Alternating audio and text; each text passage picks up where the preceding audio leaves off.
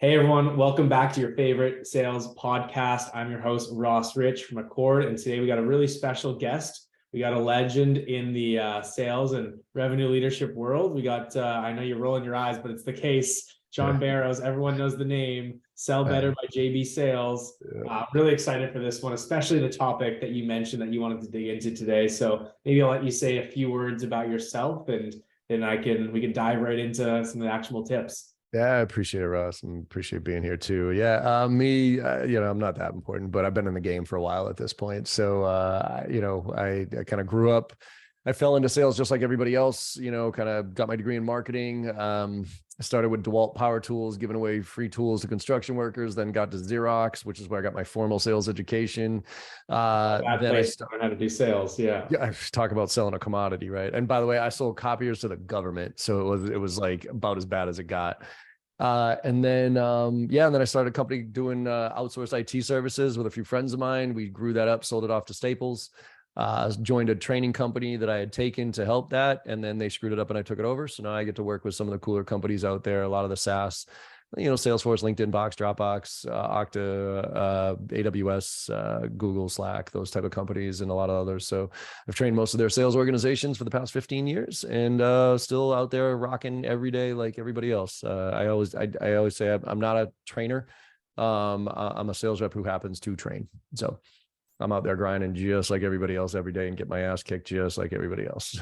totally. Well, you got to keep the sword sharp and make sure that it's relevant, because the game is changing a lot, which is what we're going to talk about. I think the major theme that we're going to discuss today is how to add value during the sales process as a theme. And then you have a few key tips that I'm excited to dive into. But I think something that I'm really passionate about is, a lot of people think about sales, outside of the revenue world as, really a commodity, easy job. You're building relationships. It's about the product that you have, not about how you approach selling it. And what we're going to dive into today is really, what separates real sellers and consultative salespeople versus order takers. Yeah. And I think it's really important because I think a lot of people out there want to be value-added sellers. They want to be this consultative seller, and they aren't, and they're order takers, not of their own volition. No. And they think they may be doing more than they are. So I'm excited to maybe give some tips to folks out there and the leaders out there of how to get their team to be delivering more value and it being just a more rewarding job day to day and more fulfilling. So that's what we're gonna dig into. But maybe before we get there, a bit more about yourself. I'm curious to hear how you made the leap from, maybe just IC to, now running your own company. What's been, that journey, and what's been kind of that, aha moment going from, IC to leadership? Yeah, it's tough, right? Because I kind of evolved into it. It was almost out of necessity. The first, so DeWalt, Xerox, those were me as part of a cog in a wheel, right? Yeah. And actually, it's what made me realize I didn't realize I had entrepreneur DNA in me, but my parents were both entrepreneurs, even though they didn't call it that back then. They were always working out of the house and that type of stuff. So when I got into corporate, I was like, something just doesn't feel right. Like this doesn't. I don't know. It just, spent 2 years doing this, then 2 years doing that, then 2 years doing this. I mean, management was way away from me at that point. And so I just didn't like it. And so when I started getting startups, that's when, at the ripe old age of 23 years old, I was the VP of sales and marketing, which tells you that titles don't mean anything these days, by the way. Go to a bank and ask for the closest VP and you'll get 700 of them. So, for me, it was kind of a joke that I was a VP of sales and marketing because I was a sales rep. I was out there grinding just like everybody else. And then what happened was we grew and we had to back me up. Right. So we actually created the predictable revenue model before predictable revenue came out. And I started hiring people and then building them. But my challenge was I was a player coach. I've always said if management and coaching is my number one job and that's all I have to do, then I'd be a great one.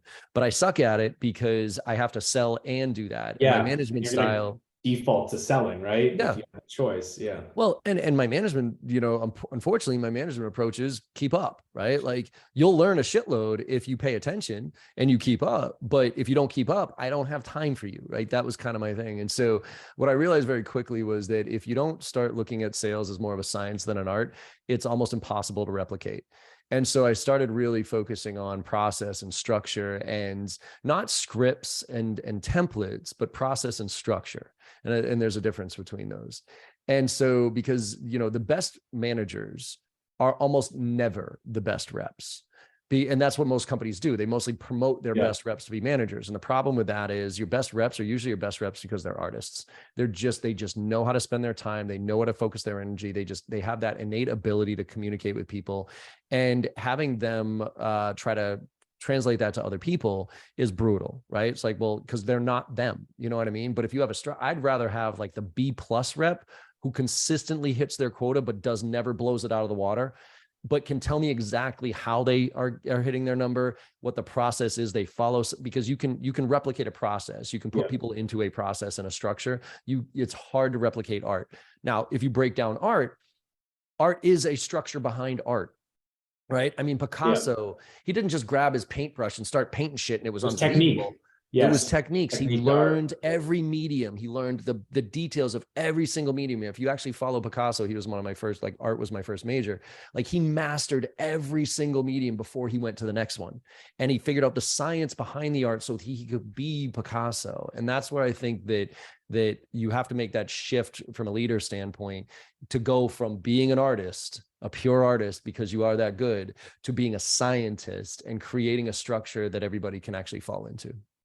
I love that. And it took me a very long time, despite being, a very passionate, high performing seller, to understand what the value to an organization is, what the value to my company is not Ross at 150, 200% of quota every quarter. It's consistency, it's repeatability. It's how do you help others on your team and the whole organization learn those little, micro, stories or tactics or tips, and bring that in so everyone gets closer to that 80 to 100% versus, what does it matter at a bigger company, even mid-sized company, if someone's at 120, 130, 140, it's everyone hitting quota or getting close to it is what matters. And it took me a very long time to understand that, coming from 20-year-old's mind. But want to get into the heart of it today, and really leave people with things that they can do differently and help coach their team to do differently.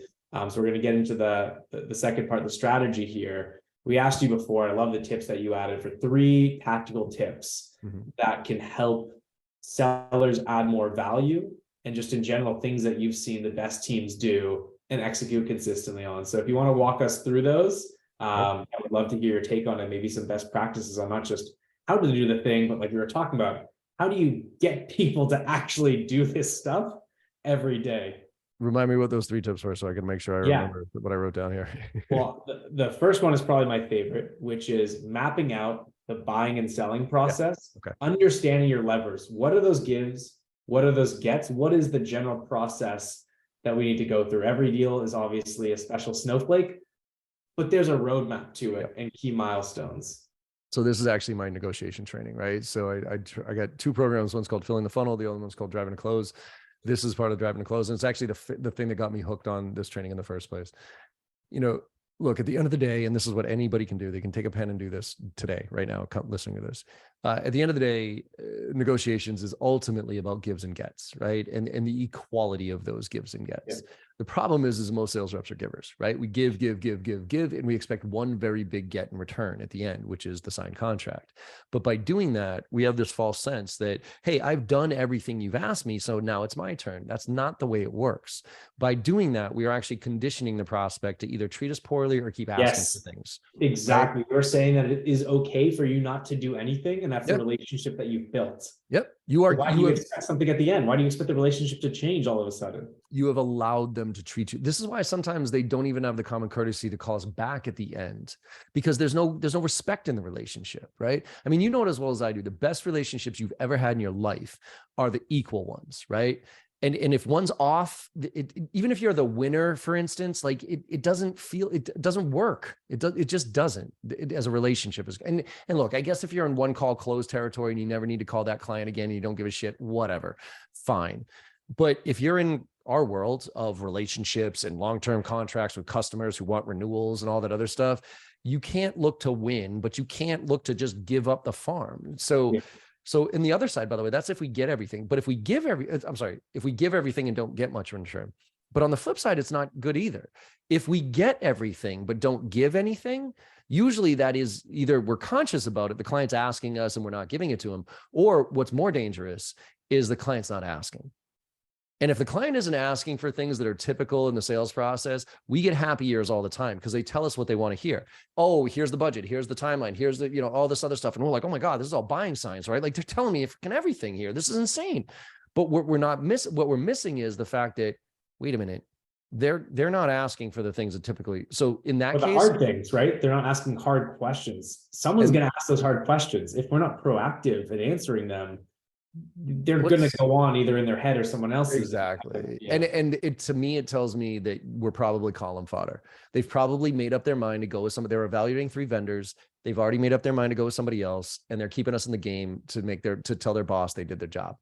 Yeah. So either whether we give or get. So here's what the audience can do right now. Take a pen out and literally brainstorm with your team every single thing that your clients ask of you throughout the entire sales process, right? So they want information, they want discounts, they want proposals, they want more time to make a decision, they want SE time, they want bigger discounts, they want better terms, all that stuff, right? Everything you can imagine, write it down. Then prioritize that list. So say you got about 20 things on the list. Prioritize that list. Easy to give away, hard to give away. So say there's 1 to 20. 1 would be very easy. So like send me information. Whereas a 20 would be very difficult, like a deep discount, extension on a proof of concept, out clause, something like that. Then you flip it over and you brainstorm all the gets. What do you want, right? And this is all BANT, medic, whatever you want to put in there, decision process, timeline, more time, whatever, right? Just sign contract, testimonial, KPIs, executive meeting with the executive team, all that stuff. Then you prioritize that early to late. So 1 would be, a 15-minute call. Late would be sign contract, testimonial. Then you match it up. So when somebody asks for a 5, I'm asking for a 5 in return. Somebody asks for a 10, I ask for a 10 in return, and we score deals. So I gave away a 1, a 5, and a 6, and I got a 2, a 4, and a 7. That score, 12 to 13, tells me how healthy the deal is. The more equal it is, the healthier it is. The less equal it is, the less healthy it is. And it plays off of this rule of reciprocity, which is a psychology thing. So most negotiations is based off a quid pro quo, right? Which is I'll do this for you if you do that for me. If you don't do this, I won't do that. And look, in some cases that's necessary. Look, I just can't give you that discount unless you're going to sign the contract. But the problem with quid pro quo is we're arguing. We're usually, it's contentious when we get to that point. Reciprocity is actually a human condition that talks about how as human beings we are all bounty driven to repay debts. Yeah. So when somebody asks you for something, there's actually a fleeting moment that they actually feel obligated to give you something in return. And if you ask for it right then and there and it's at the right level, it's actually quite easy for them to give you. And so if we can figure out what that flow is, and we can have that, the connective tissue that I always try to go for is when somebody says I want something or they're trying to get something from me, my answer is almost always, I am thrilled to give you that, whatever it is. And in order for me to give you exactly what you're looking for, this is what I need in return from you. Totally. So, quick example. You want a proposal. Oh, Ross, I am thrilled to give you a proposal. Ross, you had said earlier that these 3 other people are involved in the decision-making process. So I can really put together the exact proposal you and them are looking for. Can I get about 5 to 10 minutes on each one of their calendars just so I can ask them a few quick questions, right? Now, say you push back on me and you're like, you know what, John, I'm the guy. Everything goes through me. If you have any questions, let me know. It's like, all right, fine. You're the guy. Good for you. Right. So now I got my secondary get. All right, Ross, no problem. When do you want to schedule a call so I can deliver this proposal to you and the other people involved and walk you through it so I can answer any questions that you have so you can have all the information you made to make an informed, timely decision? When do you want to schedule that call? And you might push back. Well, you know what, John, why don't you just send it over to me and we'll get back to you? All right. Now, did those 2 things sound offensive for me to ask for in return for giving you this proposal? No, it made it feel awkward for them to actually say no twice. Right. So and they're going to be feeling that as well, right? Like maybe the first one, fine. Yeah. Like, through me, but now you're saying I can't talk to anyone, but I also now can't even deliver the thing that you're asking for. It suddenly felt awkward and uncomfortable. Yeah. Right. So now, and I'm basically calling you out now. If that's okay, if you don't give me what I'm looking for, it's not necessarily that I'm not going to give you what you asked for. It's just now I'm keeping score, man. Time management's a big part of what we play in. Not all deals are created equal. If I got 10 deals that I'm working on and my quarter's coming up here, right? And I got 5 that are super healthy and equal, and I got 5 that are super unhealthy and unequal, what do you think I should spend my time? The healthy ones. Yeah. Those are going to be the ones that I close my quarter. The unhealthy ones, I'm going to do what I can do with it, but I'm not going to focus my time and energy on those. So yeah, the other thing that I thought of when you mentioned not being able to get some of those things, you need them. You need them to close the deal. How are you going to get them? And you're going to introduce some friction on your side. You're going to reach out directly. Hey, if there's a champion that is willing to play the game, and you don't have to go around, they're introducing these people. You're saying, hey, I can get this executive to reach out. If they're not comfortable with it, and you're giving enough to get a deal done, you're going to have to do it. And this is something that I consistently see great sellers who don't have that confidence not do. And some maybe not great sellers who have extreme confidence end up being better performers because they're willing to do the uncomfortable things when they're not able to get what they need to get a deal done. Absolutely. If you are not uncomfortable, it's just it's like sales in general, right? Like if you're not putting yourself in uncomfortable situations, you're not growing. And that's what I think you got to do, right? We all have to find that line between being rude and being direct. There's a fine line between being rude and being direct. Big difference though. And so we all unfortunately have to sometimes cross that line of being rude to figure out what it is. But if you can't figure out how to get what you want, ask for what you want, and you're too passive, you're going to get run over, especially if you're talking to seasoned buyers, right? Like procurement will eat you alive if you don't have confidence. And this is why, by the way, sidebar, 2 things to build confidence. One is practice. So I actually tier out my accounts, tier 1s, tier 2s, tier 3s, great, average, crap. And I used to throw away my tier 3s because I'm like, you're bad customers. I don't want you anyways. Now I love them though, because I get them into my pipeline. And anytime I'm trying something new, whereas I got to hold the line on pricing, I got to deliver it a certain way, I got to whatever it is, I get those tier 3s in my pipeline. And then I practice. And I literally like, I'll be like, all right, look, it's 20 grand, whether you like it or not, we do not discount. Right. And it's like, oh my God, that was wicked rude of how I delivered that. Right. And then I smooth that out. So then I move up to my tier 2s and tier 1s. The other thing that's going to give you confidence of when you ask for things is here's a very specific nugget that everybody needs to pay attention to, which is every time you ask a question, assume that they're going to push back on you and say, why do you need to know that?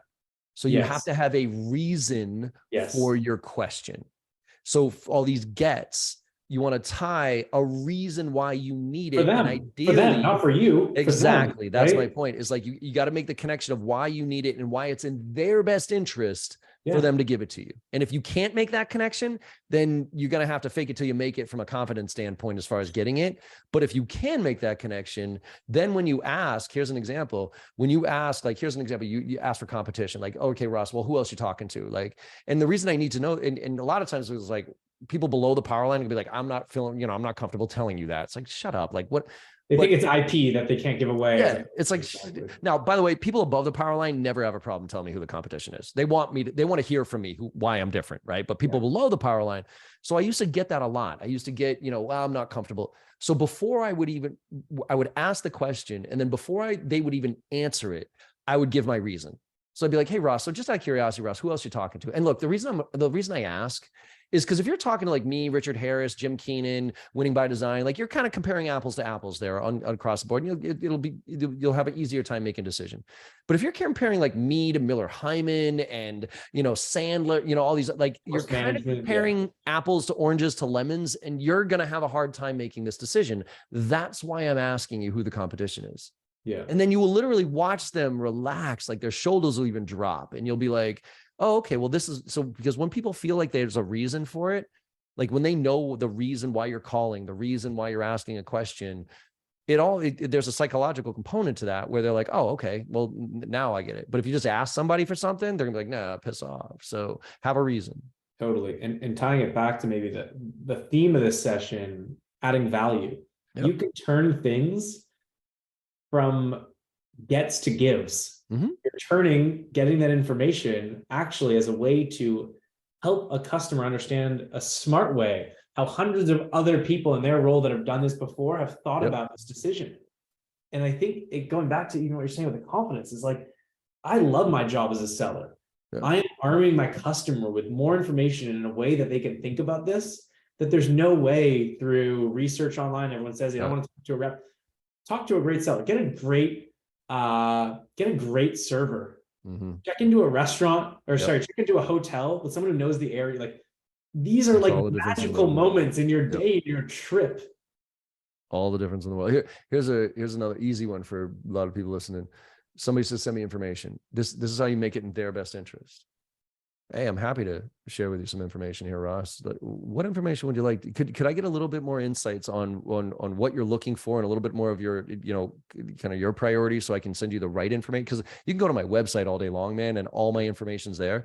Is there something specific that you're looking for that'll help you figure out whether that's in their best interest? Now, what I'm doing there is I'm qualifying them. You know what I mean? Like, are you blowing me off? I'm gathering it. You know what I mean? So I'm qualifying while I'm doing it, but I'm doing it in your best interest, because the deliverable of what that is going to be so much better than if you're just like, send me information. Then I'm just going to be like, all right, go to my fucking website. Like, what do you want me to do here? Like, or I'm going to fill up your inbox with 1,000 PDFs here that you're not going to look at. I know that, right? So could you give me a little bit of insight so I can give you what you're looking for? Totally. Love that. Well, we're gonna have a great write-up, and maybe we'll steal some of your best practices. And I know you got a great template to share with folks after on the gives and gets, and adding value there. The second piece of advice that you had was, known best practice. I don't think people do a great job of it. They add 1 million attachments. It's 17 different lines and paragraphs. This is the classic call summary. And it's not about just what you heard. It's not about the notes. It's about creating accountability. If you've done it, if you've managed a call well, you've set an agenda, you've saved 5 minutes at the end of the call to talk about next steps, to get buy-in, and next steps. If this goes well, then we do this. And so you help them understand what the journey looks like. And you follow up. And the first thing after, thanks for the time, whatever it is, what are you doing next? And what did you just agree on? So you can reinforce that. How do you think about, again, this is something that everyone knows they should be doing, every rep, every manager, whatever. Most teams do not do this well. It's either way too late, it's multiple days later, it's either way too long, it's just thanks for your time. How do you make sure you nail this really important dynamic in the sales process? It goes back to what we said. It's got to be about them, not you, right? But it's about confirming and controlling the conversation. Look, you and I have a conversation today, Ross. Like, I'm not gonna it's not to say you're selling me something, right? It's not that I'm lying to you. Hopefully not. It's just that in 2 or 3 weeks from now, you know how many conversations I've had in just today alone, for crying out loud. So I don't remember what we talked about 2 or 3 weeks ago. And so for you to try to remind me what we talked about 2 or 3 weeks ago, I actually think that's quite rude. You know what I mean? I'm like, dude, I don't know. I've changed my mind 700 times in the past 2 weeks. Yeah. But if you have it documented, now you have something to hold me professionally accountable. So the way it works is this, and you're right, you don't want to write a book here, right? And this is not about you. So the way it works, and by the way, you have to let people know this is coming. If you do not let people know this is coming, the response rates drop through the floor. But you go like this. Hey, Ross, thanks so much for your time, man. I really appreciate it. Some next steps and action items here. Before I go ahead and do all that, though, what I'm going to do is I'm going to briefly summarize some of the key highlights of things that I got from our conversation today. I'm going to send it over to you in a quick email. Could you do me a favor and just email me back to let me know if it's all accurate and if I missed anything? Right? So I got to get you to say, yes, John, I will do. Because who's going to say no to that, right? Like, if they say no to that, I'm going to be like, dude, what? Like, all I need you to do is say YES, send. Like, I'm not asking you. And if you're not willing to do that, we have bigger problems here, right? But 99.9% of the time, so yeah, sure, send it over. Then right after I get off that phone, I take all my notes, right? Because I have a template for the way I take my notes, but I kind of chicken scratch and I'm like, all right, cool. And I'm taking it and flowing. And what's happening is you and I are having this conversation. I might not be picking up on some of the yellow flags and red flags, right? But I'll be taking the notes, because I'm flowing in the conversation. Now, the benefit of looking at those notes and consolidating them into this format is I'm now reflecting on the meeting and maybe picking up on some stuff that I missed or some things that are red flags that I holy crap. And I might be able to call you right back and be like, hey, Ross, as I was reviewing my notes, man, I actually forgot, like, can I just ask you a quick question on this thing, man? Because I'm a little concerned with that, or whatever that is, right? But usually summarize it out. Now, this is 6-7 bullet points at most. It goes, hey, Ross, thanks so much for your time. I really appreciate it. Below some, if you could do me a favor and email me back, let me know if it's okay. Current situation's this, timeline's this, priorities are this, impact. Now, this is a small nugget. We're all good at figuring out reverse timeline selling, right? You want it to go live July 1st? Well, then 2 weeks doing this, 2 weeks doing this. You got to sign this week, right? What I was good at that, but I was terrible at was tying impact to it. So the question that I hunt for in my discovery is, hey, Russ, so July 1st, why? Oh, well, we got this. And just what happens if we don't launch? Cost of inaction, right? You're talking about, Exactly. yeah. Like what happens if we don't launch on July 1st? That number, that impact, if you do not have that, you usually don't have a deal. So you got to find it. But there's ROI analysis, you can do that. But I look for the impact of this. So now I write that in there. Current, and then next steps, you're going to do this, I'm going to do that. Now, below the fold, I might put some links and attachments about our stuff, that type of thing. But that part above the fold on your iPhone is what I want you to look at, because all I want you to do is say, yes, John, that's accurate. Now, 2 things on this. Your response to this is going to tell you a lot. Again, people above the power line have no problem responding to this. You know why? Because A, lying is a waste of time, and they know it. And B, you just did their job for them. Like, when was the last time an executive took notes during one of your meetings? They never do. So you just do their job. So, and I'll even leave blanks sometimes. Hey, Russ, I totally forgot to ask you this. Could you fill in that? They will. People below the power line have a hard time responding to this email. And the reason is not that they're lying to us. It's just that they know their lives change so often that they don't want to commit to anything in writing. They can't impact this. They're not the ones deciding if this stuff changes, what the priorities are, all the stuff. Exactly. So if you're sitting there telling me you're the guy, and I say, sure, Russ, I'm going to send you this email. Could you email me back? And then you don't respond to me, my spidey senses are way up. I'm like, okay, what's going on here? Because I'm not putting anything there and you didn't say. I didn't say, oh, the John Barrows sales training is the greatest sales training in the world. Like, that's not what I'm putting in there.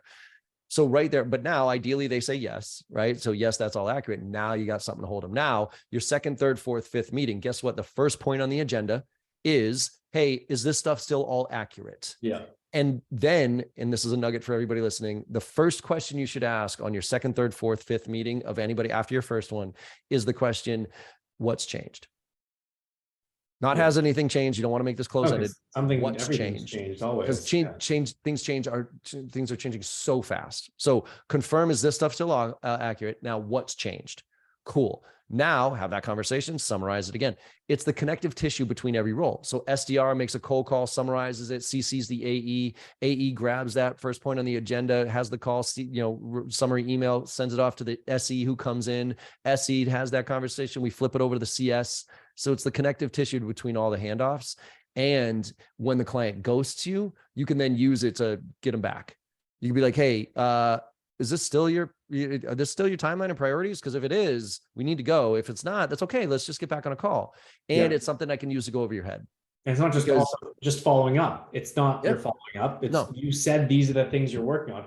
All good. Is this a next quarter thing? Is this a next week, next quarter, never thing? And then they'll usually say the in between. Okay, cool. Do you want to put something on for, hey, it's June 7th. You want to put something on for mid-July? Cool. All of a sudden you're back on track. Yeah. Love it. My biggest takeaway with that, actually, and I don't do this, is, but I think I do a good job of, hey, John, we talked about these things. Sounds like this is a priority. You mentioned talking to, Shayna and this person next on this team. All good on sending that email after. I can send you something forwardable. Cool. I don't, though, get their commitment to that follow-up note. And it's easy for them to say, and I always tell my reps this, it's easy for them to say yes on the call. You're going to say, does that sound right? It's so easy. No one was going to say no to you on the phone. It's easier to say yes, but you give them a second, async, they're going to be able to correct you. It's going to be uncomfortable. Why are they going to correct you on the phone? So I really like that, as I'm not going to go through as much depth on the phone call and the recap. No. I'm going to keep it way more high level. I'm going to send a more detailed note, and then they're going to confirm that and do the next steps right away. Love that. All right. Also, I think the summarizing, if you go into detail of the summary on a verbal, that I know this sounds weird, but it just feels salesy to me. You know what I mean? Like, so John, let me make sure I heard you right. You're current this and this, and you're doing this. And if you're like, do I have your more conversationally? I was thinking, but yeah. But I know in general, but most reps aren't conversational about it. You know what I mean? Like they are just, and it's like, okay, pal, like we just had a good conversation. We were flowing here. And now you're like, okay, dude, like I get it. Like, yes, like that's all accurate, that type of thing. But if it's in writing, that shows me that we've had a good vibe. You've then went back, you thought about it, you cleaned up your notes, and you just wanted to confirm it. So there's a little bit of the kind of like, look, there's certain things I do that are salesy because they're important. Okay. Like the agenda. I think the agenda is important, right? Yeah. Now, how you deliver an agenda is you can be cheesy salesy about it, or you can be cool about it, right? Yeah. It's the same thing with that summarizing. So like, I just want to make sure I heard you right. Like that type of thing. Hey, I just want to make sure I heard this all accurate. Your current situations, are you doing these things? And that, is that around, like, did I miss anything on that summary? Cause that's a Chris Voss thing too. Like when you re-summarize somebody back to them as far as their problem, their challenge, or whatever it is, you're looking for a that's right versus you're right. What you don't want to do is when you do something like that, have somebody like, yeah, you're right. Yep, you're right. Because they're placating. You're like, oh, yeah, you're the smart kid, dude. You're right. But if you can summarize their problem and make it succinct and actually articulate it better than they did, Yeah. now you got them. Now that's good. But you don't want to go into the details of like, okay, you have 35. Let me make like, because you have 35 SDRs, you have 40 team BDRs. Yeah, and then you're like, I know what you're doing. You're fucking calculating this thing, and right. you're being annoying. Yeah. It's like, yes, I have this problem. We get it. Yeah. Yeah, I totally. It's kind of like Sandler pain funnel. Like I love pain funnel, but give me a break when somebody generically goes through the pain funnel. So is this the problem? Is how does that impact you? And does that keep you up? It's like, good Lord, dude. Like, can we just have a conversation about this? Totally. Well, we got 5 more minutes. We got 2 of the 3 strategies here. The third one, so we talked about mapping out the buyer seller process with gives and gets. Love that. Specifically, my biggest takeaway is how do you turn some of those gets into gives with explaining to them why. Yep. We talked about the summary email, but more so than that, getting the verbal at the end of it to turn into getting an email back. They're also telling themselves that this is a person that I'm emailing back to. And even if you send that follow-up that you're not expecting a response on, the more they don't respond to your emails, what's that telling them? That I don't have to respond to this person's emails. Right. And you're giving that thing up. The last thing that you just mentioned, we'll cover shortly because we got a couple more questions that I'm stoked to get your thoughts on. Leveraging that shared agenda on every call. Walk us through that. Real brief. If you're not using agendas, they're in control, you're not, right? And so I use agendas to confirm and control. And so what happens is if you and I have a call coming up tomorrow, I'm going to, around noontime today, I'm going to send you an email saying, hey, Ross, I'm looking for, not are we still on for tomorrow, but I'm looking forward to our call tomorrow at 2:00, whatever it is. In order to get the most out of our time together, I put together a brief agenda here. Could you do me a favor and look at it and tell me what else you'd like to add? And I usually put 3 bullet points, and I start kind of at a macro level as far as the business, and then get a little bit more down to the problem and then components of our solution. And I leave 3 bullet points blank for you to fill in. And then the last bullet point always says next steps. I bake it into the agenda. Now, I only get about a 20-25% response, but when I do, those meetings are bananas. But then, so then if you don't respond to it, that's okay. In the morning, I update the meeting agenda with I update the meeting invite with the agenda. I don't put the agenda. I don't put the agenda in the original meeting invitation because nobody looks at it. They just hit accept. But when you update the meeting invite and it doesn't change from a timing standpoint, it's literally almost a forcing function for them to be like, what happened here? What changed? Now they open it up and they see an agenda. They're like, oh shit. Okay, cool. So now they're mentally ready for this thing. And then I use it to start the conversation. Hey, Ross, thanks so much. I'm sure you probably didn't see the agenda that I sent out yesterday. I know you're probably really busy. And by the way, do we still have 30 minutes? Did you have a hard stop at 2:00? Don't say, is this still a good time? Dumb thing to ask. Do you have a hard stop at 2:00? Okay, well, look, here's a few things I want to make sure that we cover. What else do you want to make? And you build the agenda with them. Then you start going through it and at least gives you something to fall back on if they go off the rails. Because how many times have we gone into a meeting with a mental agenda of how we want to see something go? And 5 minutes in, they ask that random ass question that takes us down the rabbit hole for the next 45 minutes. And then you pick your head up, you realize you got about 5 minutes left to talk about what you want to talk about. If you are not using an agenda, especially when there's multiple people on the call, they're in control, you're not. So use it. Yeah. Well, if there's one takeaway, honestly, from this entire session, that's the thing that I'm going to change.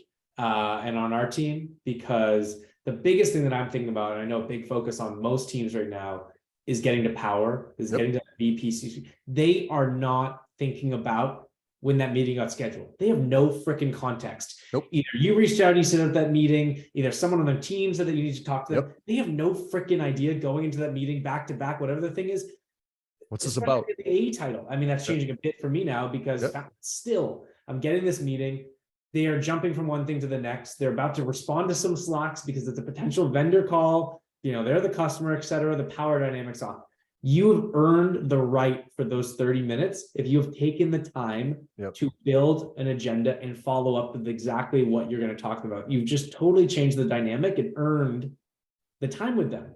And by the way, if I don't know what this meeting is about, I'm going to cancel this meeting. Like if you look at my calendar, every half hour is booked, and it's all color coded. Client meetings that are gray. Vendor meetings are in gray.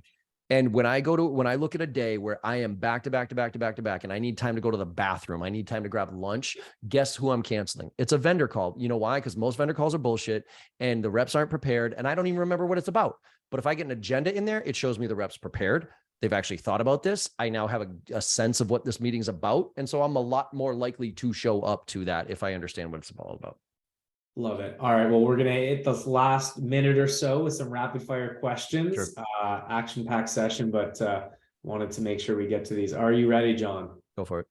All right. Main reason most teams miss their ARR goals. Oh, Jesus. Lack of consistency. Lack of consistency. I couldn't agree more. Favorite resource for revenue leaders: a book, a course, a podcast? Crystal knows.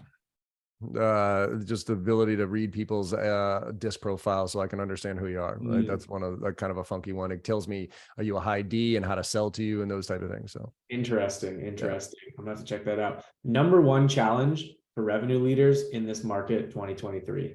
Figuring out how to integrate AI into their process and not replace reps, but augment them. Love it. Best segment. This is a hot one. SMB, mid-market, enterprise. What do you take? I'm going mid-market because that's my sweet spot. I've never been a major complex, sales rep. I've never sold multi-million-dollar deals. SMB is too transactional for me. Mid-market's my jam because I just love that it's 2 to 3 people involved in the sales process. I can usually get to power, 60-day sales cycle type of thing, 30, 40, 50,000 ACV. That's my focus right there. Love it. Most important org: sales, CS, marketing. You're gonna pick fights here. I think it's all. I think CS is getting a lot more. I think sales needs to lean more towards marketing. Marketing's taking over a lot of the sales stuff. So it's hard for me to say. I mean, I'm biased, obviously. I'm going to say sales, but the problem is most sales reps suck. So I wouldn't say that, you know what I mean? Like, so if they're not all, let's go back to alignment and consistency. If they're not all aligned in consistency, none of them matter. That's right. Yes. Because marketing could get you shitty leads and then sales reps doesn't know what to do with them no matter how good they are, or marketing could get great leads and then sales rep screws them up and hands them over to CS and it's a nightmare. So if they're not in sync and they're not aligned, which they rarely are, you're going to struggle. So I actually don't think one's overly more important than the other, but if you force me to choose, I'm going to say sales just because I'm in sales. Last two here. Best way to unplug from the demands of what we were talking about, being on the road, leadership, revenue, numbers. What's the best? Well, you're gonna get my my very honest answer on this one, which is I smoke a lot of weed. There you go. The gummies, CBD gummies later. Yep. It's legal here in Massachusetts, so anybody sits there and tries to judge me can kiss my ass. Weed is way better than alcohol.